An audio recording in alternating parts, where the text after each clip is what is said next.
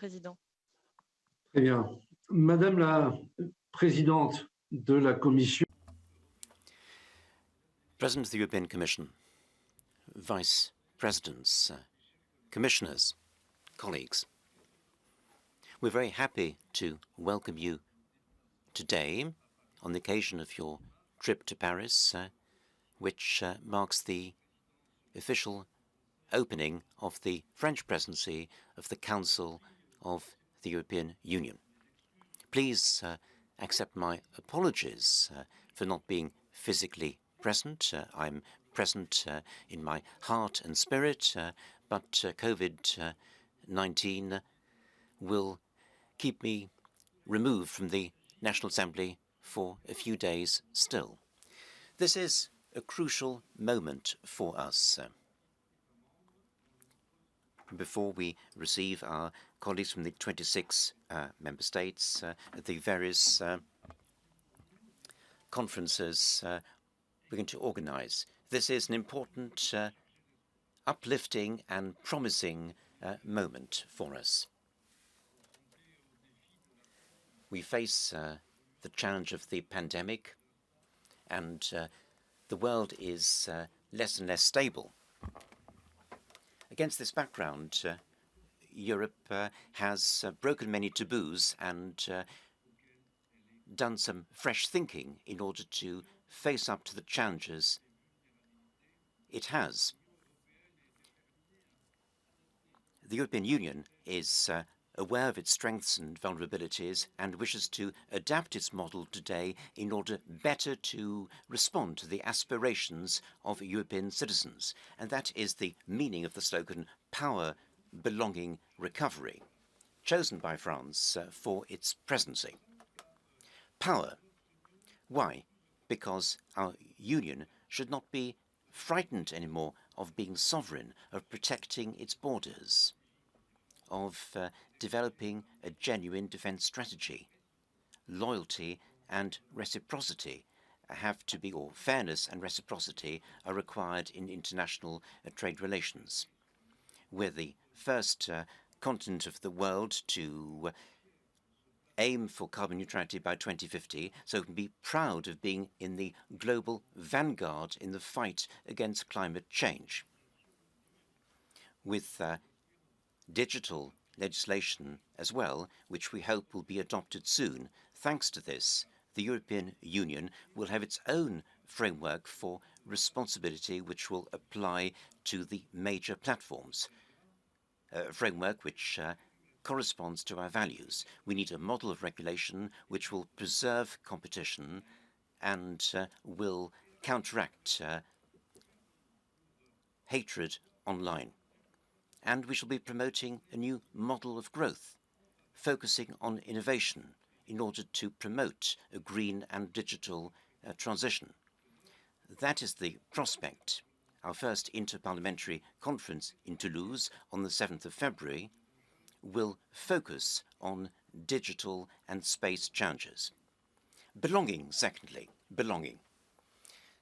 So this has to do with our values, of course, and this will be at the heart of discussions at COSAC, which we shall be hosting here at the National Assembly. But belonging also implies solidarity, which lies at the basis of our model of society. France wants to ensure that the minimum wage directive is adopted, minimum wage for the European Union, and we shall seek also to encourage cultural unity and diversity, an awareness of a common history, and we want exchanges among young people. And we shall nurture the proposals of the Conference on the Future of Europe. And finally, recovery. The recovery plans would have been unimaginable a few years ago, and yet these appropriations are already in the pipeline, already being spent. That's a symbol of solidarity. So what's at stake now is this. We need to ensure ownership of all these policies by European citizens, whether it's the green or digital transition. That is the significance of the major conference we'll be organizing in the Loire Valley on a Europe at the service of citizens. We'll be having discussions on how to implement the Green Deal and the new CAP, the new Common Agricultural Policy.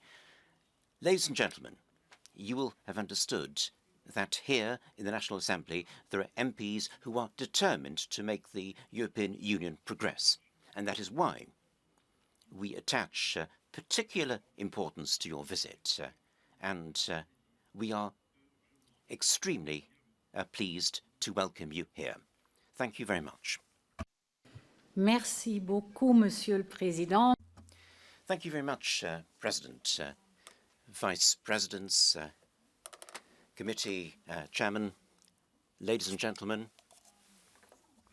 Group Presidents. It's a great privilege to be here today to celebrate the beginning of the French presidency. And we pay tribute to your priorities: power, belonging, and recovery. A huge amount is at stake. First of all, there are the two major subjects, the fight against climate change and the digital transition. But there's also the current crisis, the fight against the pandemic. We need proper health coordination and economic recovery, as you said. Finally, we need a more sovereign Europe. And this implies the protection of external borders and progress on European defence. So a lot remains to be done.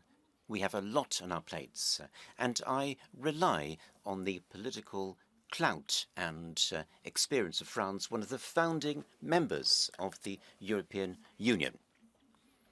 And briefly, I'd like to mention three fields which are important. The first is, of course, the climate.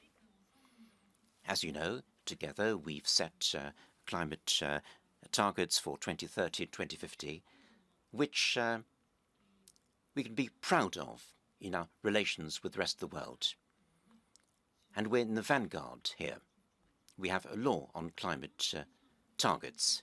And now the Commission has proposed a very ambitious and detailed roadmap for each target, for each sector, with a strong social dimension. That's really important to us. And we all know that climate change will not wait. It's getting worse. 2030 is the day after tomorrow.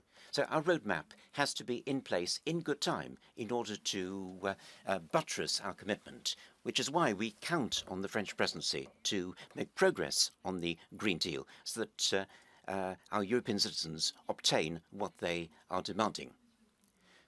The second subject is the digital transition. I am delighted that this is a genuine priority of the French presidency. That's excellent. You're familiar with our legislative proposals. We've put them on the table, our proposals on services and markets, digital services and markets. It's important for the two to be closely interlinked because if they hang together, we can target both companies and citizens. And we have high hopes in our ability, your ability, to reach conclusions on these two subjects. And the third theme, which we shall be tackling in the next few months, is social and economic. So there are major social and economic issues. You mentioned the directive on minimum wages. There's also the directive on transparency of pay. There's the question of investment throughout Europe. And on this point, I should merely like to say this. We have an entirely novel economic situation because of the COVID crisis. We need investment because of the Green Deal and the digital transition. And all that requires a detailed examination of European needs. In other words, we have to reconcile our fiscal needs, the need for reform, and the need for investment. So that is the task in the next few months. And we rely on the French presidency for all this. We really count on you, ladies and gentlemen. We've taken careful note of your work on European affairs, in particular on your report last October, a strategic Europe at the service of citizens. Many thanks for that. And I'm happy that both the National Assembly and the Senate have decided, as you said, President, to organize the COSAC together, because that will enable us to pursue our discussions, not just today, but also in the months ahead. Your contributions are an inspiration. They are extremely valuable in our European discussions, because we all know that members of Parliament are the spokesmen of European citizens. Présidente,